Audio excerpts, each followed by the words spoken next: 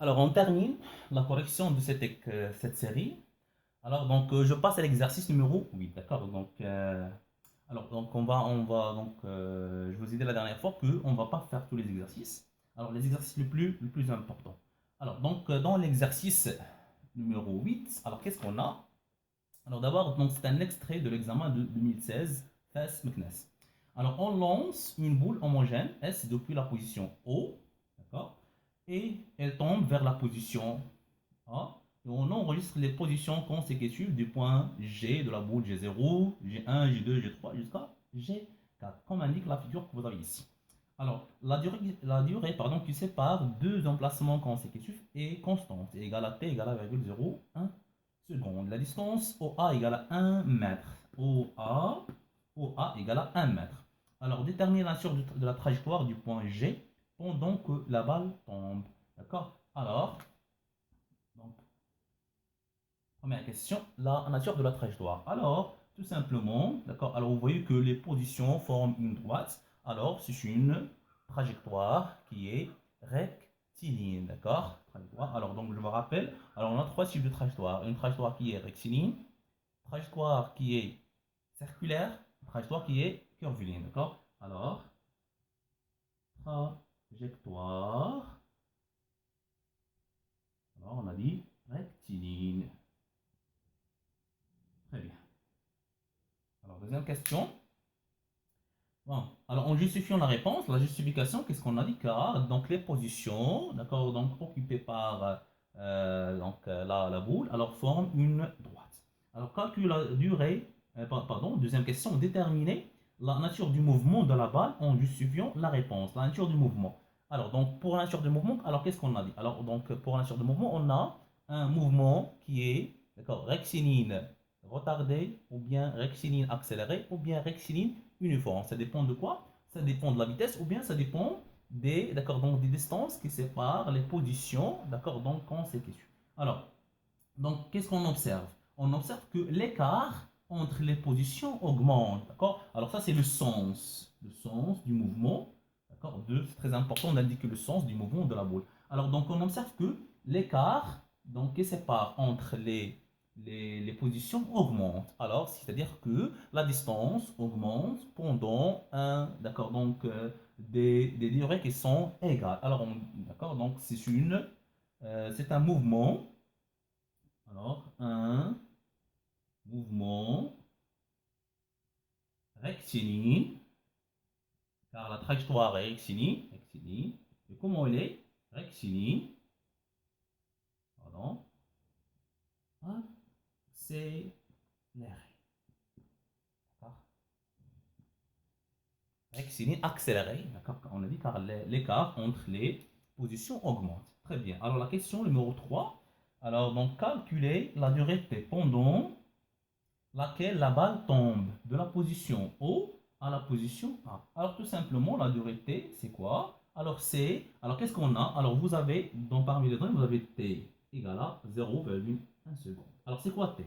Alors T, c'est, d'accord, donc la durée qui sépare deux enregistrements consécutifs, d'accord? Alors c'est-à-dire entre G0 et G1, qu'est-ce qu'on a? On a 0,1 seconde.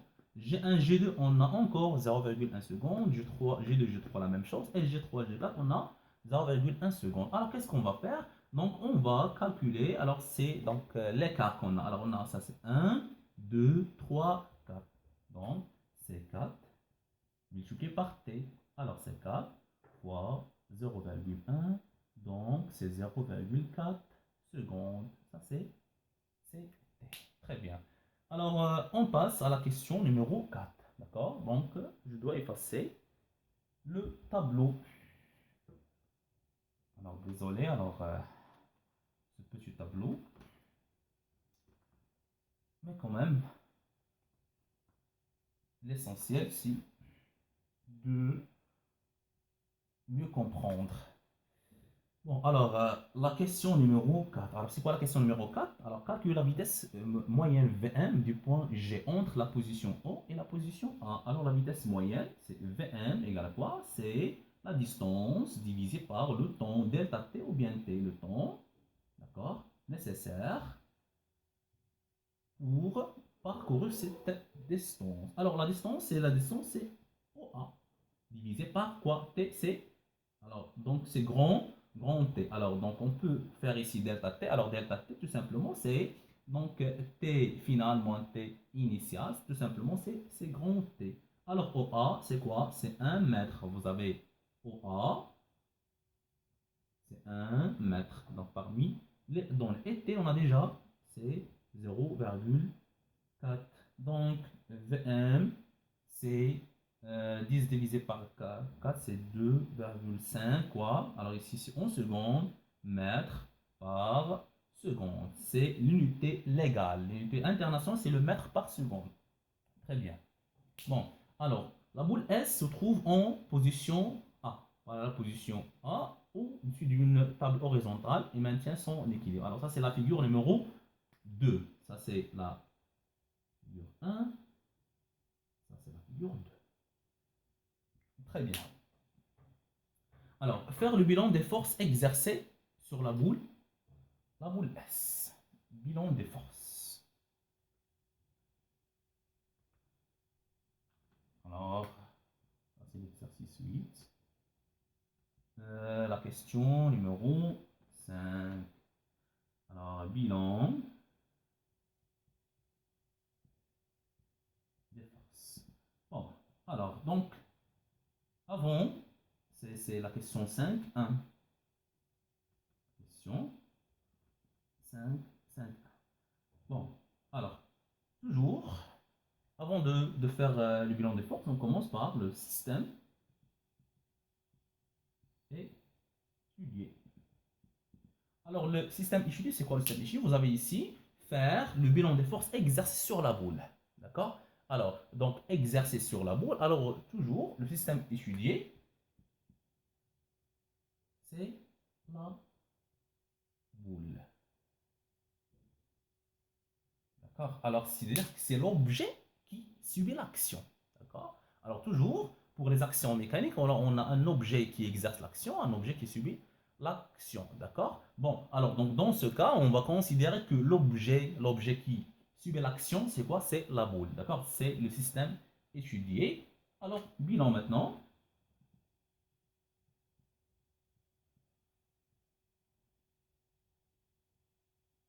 Bilan des forces. D'accord? Alors, qu'est-ce qu'on a comme force? Alors, donc, la boule, vous avez ici la boule est en équilibre. D'accord? Alors, semi a deux forces. Alors, la force exercée par la table et la deuxième force, c'est la force exercée par le poids du corps. D'accord? Bon, très bien. Alors, donc, je peux faire, par exemple, au départ, R. Alors, c'est quoi R? C'est la force, ou bien, d'accord, force. Alors, quel est le type de cette force? Alors là, la boule, d'accord? Donc, ça, c'est la table. Alors, c'est une force de quoi? De contact. Alors, de contact de quoi? De contact localisé. Alors, toujours, si vous avez un objet sphérique, d'accord, posé sur un plan horizontal, sur une table, par exemple, alors toujours, vous avez le contact, c'est un contact localisé. Alors, force de contact localisé.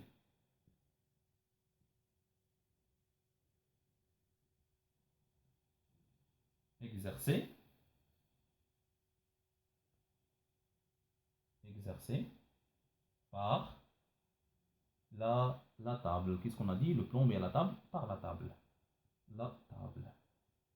D'accord? Très bien. Et l'autre, je vais d'accord, noter P, c'est une force. Alors, c'est quoi? P, c'est poids, le poids de, du corps. Et c'est quoi ce corps qu'on a ici? C'est de la boule. Poids de la boule. Alors, donc, si je suis une force, comment elle est? Alors, si je suis un poids de la boule, deux points, force, désolé, force, je pense que vous voyez, force de quoi? De, pardon, force à distance.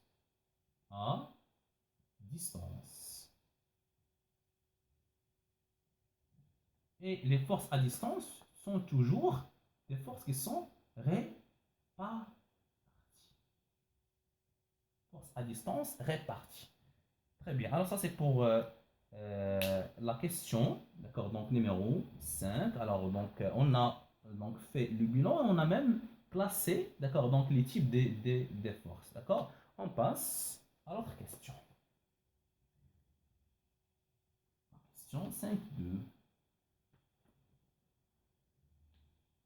Voilà.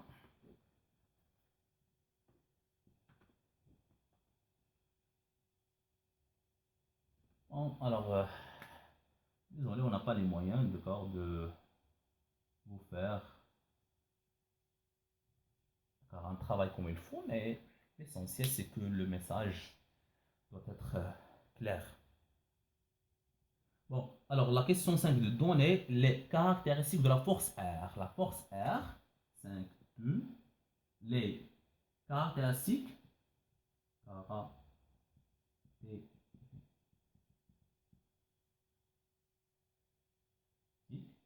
de la force R.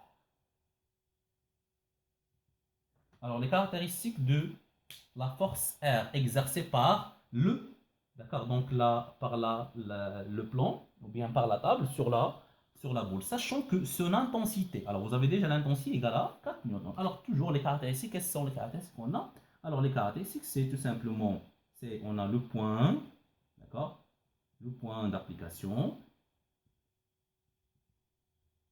Alors le point d'application, puisque vous avez le contact, c'est un contact qui est localisé, le point d'application, c'est le point A. Alors, droite d'action, ou bien droite d'application, ou bien même la direction. Alors je préfère de dire la droite d'action. Pourquoi? Toujours pour se rappeler qu'on parle d'une droite. D'accord? Alors la droite d'action, alors donc vous avez ici la table. Alors la table qui exerce une force sur la boule et empêche la boule de tomber, c'est-à-dire donc la direction, d'accord? La direction de cette force, c'est une direction qui est, d'accord, droite, qui est, comment il est, verticale. La droite d'action, c'est une droite, c'est la verticale. C'est la droite verticale, je peux écrire la verticale. La verticale, quoi, qui passe par, quoi, la verticale qui passe par A. Je dois indiquer par, lorsqu'on, d'accord, car si je dis par exemple tout simplement la verticale, alors donc on a plusieurs droites qui sont verticales. Alors mais, lorsque je dis la verticale qui passe par A, alors on a une seule droite qui est verticale qui passe par le point A. Maintenant, troisième caractéristique, le sens, d'accord? Alors, puisque la table qui exerce une force sur la boule, tout simplement, alors c'est la table, d'accord? Donc, c'est le sens de quoi? De A vers le haut, car la table qui exerce une force, c'est de A vers le haut. De A vers le haut. Et l'intensité, la dernière, l'intensité. Alors vous avez déjà donc son intensité égale à 4 newtons. Alors on écrit R sans flèche car on parle de l'intensité, on ne parle pas d'une force. Alors en force, c'est une lettre fléchée. Alors que lorsqu'on parle de l'intensité, on dit R égale à quoi? Égale à 4 newtons. D'accord? Tout simplement. Très bien. Alors donc on passe à la question numéro 3, 5, 3.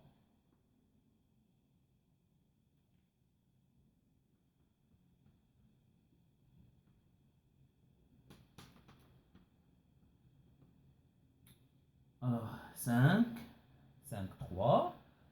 D'accord. Alors, déduire les caractéristiques de la force P exercée par le poids, d'accord, donc de la boule S. Très bien. Alors, pourquoi on a ici le mot déduire, d'accord? C'est-à-dire à travers de la question précédente, alors donc on doit déduire les caractéristiques de la force P. Alors, donc les caractéristiques de P. Alors, qu'est-ce que c'est quoi P? C'est le poids du corps. Et le poids du corps, c'est quoi? C'est la force exercée par la Terre sur le corps. D'accord? Donc, le poids, toujours, le poids, c'est la force exercée par la Terre. C'est une force à distance réparties. D'accord? Alors, les caractéristiques. Désolé. Bon, alors on commence. Alors, le point d'application.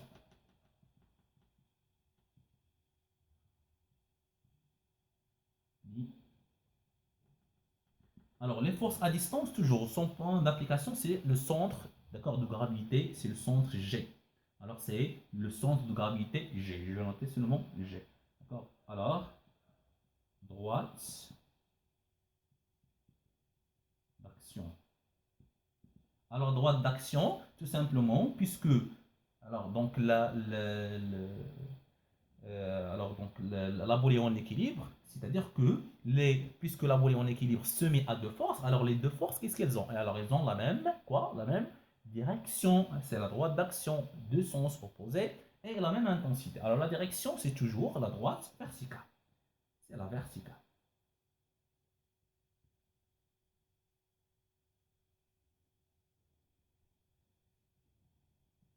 Qui passe par G en même temps, il va passer par A. Alors, le sens, c'est quoi? Alors, donc, ils ont deux sens opposés. Alors, le sens, qu'est-ce qu'on a dit à propos du sens de la force R? C'est de A vers le haut. Maintenant, c'est de G vers la Terre ou bien vers le bas. Alors, toujours, la force exercée par la Terre ou bien le poids d'un corps, le sens est toujours de G vers la Terre. La même chose pour la direction, c'est la verticale. Alors, toujours garder à l'esprit, lorsqu'on parle du poids d'un corps, alors, donc, pour ces trois premières caractéristiques, le point d'application, c'est toujours G. La droite d'action, c'est toujours la verticale qui passe par G. Le sens, c'est toujours de G vers la Terre. Ou bien on peut dire vers le bas. Alors maintenant, l'intensité. Alors, intensité. Alors pour l'intensité, alors puisque, alors je ne vais pas écrire ici la justification, mais il faut écrire à chaque fois. Alors qu'est-ce que vous allez écrire? D'accord? Puisque les deux forces, d'accord, puisque pardon, la boule est en équilibre, alors les deux forces, qu'est-ce qu'elles ont? La force R et P, elles ont la même droite d'action, deux sens opposés et la même intensité. Alors on écrit P, c'est l'intensité du poids, égale à R, égale à quoi? Égale à 4 newtons. D'accord? Alors je pense que cette question est claire. Bon, alors la question 5. Alors, c'est un très bon exercice. D'accord? Alors, il contient plusieurs notions. Et en même temps, à travers cet exercice, on a révisé la première leçon, c'est-à-dire la vitesse, en même temps les notions de les actions mécaniques et la force. Alors, la question 5, 4. Calculer la masse. La masse de la boule. Alors, vous avez donné G égale à 10 newtons par kilogramme. Alors, on sait que, alors on a P égale à quoi? Égale à M fois G. Alors qu'est-ce qu'on cherche? On cherche M. Tout simplement, M c'est P divisé par G. Alors P c'est 4 newtons. Divisé par G c'est quoi? C'est 10 newtons par kilogramme. Alors ça donne quoi? Ça donne 0,4 kg. Très bien. Alors ça c'est la masse. Alors la masse c'est en kilogrammes. Alors 5 représenté sur la figure 2 en choisissant 1 cm pour 2 newtons. La force R et la force P. Alors on va représenter les deux forces R et P. Alors au départ, on doit calculer. Alors pour représenter les deux forces, alors donc on doit représenter les deux forces par des flèches, d'accord? Alors donc chaque flèche est caractérisée par l'origine, d'accord? Donc la tête de la flèche, c'est-à-dire donc qui indique le sens, d'accord? Et le support, d'accord? Donc et la longueur de la flèche, d'accord? Qui est proportionnelle à l'intensité. Alors donc là, la longueur de la flèche, c'est-à-dire la flèche de P et R. Donc, puisqu'on a la même échelle, 1 cm pour 2 newtons, donc tout simplement 4 newtons, ça donne combien? Alors, on va faire la règle 3, 4 fois 1 divisé par 2, ça donne 2 cm. D'accord, c'est simple pour vous. D'accord? Alors, on va représenter les deux forces. Alors, Donc, il faut faire attention, la représentation est très importante, d'accord? Donc, c'est l'objectif de la question. Alors, ce n'est pas ce calcul qu'on a fait, d'accord? Alors, ça, c'est tout simplement, on a calculé la longueur de la flèche. Mais, d'accord, donc, vous ne devez pas oublier, d'accord, donc, la représentation. Alors, donc, je vais représenter les forces ici. Alors, je commence par la première force, c'est la force R. La force R, c'est le point d'application, c'est quoi? C'est A. D'accord? La direction, c'est la verticale, verticalement, et le sens vers le haut, où je dois faire 2 cm. Alors, je dois utiliser la règle, d'accord? 1, 2. D'accord? 1 et 2. D'accord? Donc, je pense que clair. La même chose ici pour G. Alors, G, pardon, pour P. Alors, donc, et je dois écrire là, d'accord, donc, le nom de la force que j'ai représentée. La même chose. Alors, pour P, je dois commencer par, d'accord, par G. Alors, désolé, j'ai pas, d'accord, un autre stylo, mais quand même, donc, je pense que c'est clair. Alors, je commence par G, verticalement, mais vers le haut, et je dois faire 2 cm. Et ça, c'est très bien. Alors, par flèche, pardon, paramètre flèche P. Alors, P, ça commence ici, et G et R commence par le point A. D'accord, ça c'est donc l'exercice numéro 8. D'accord, très bien. Alors, je pense que vous avez donc bien compris. Alors, plusieurs notions à travers cet exercice. Alors, merci.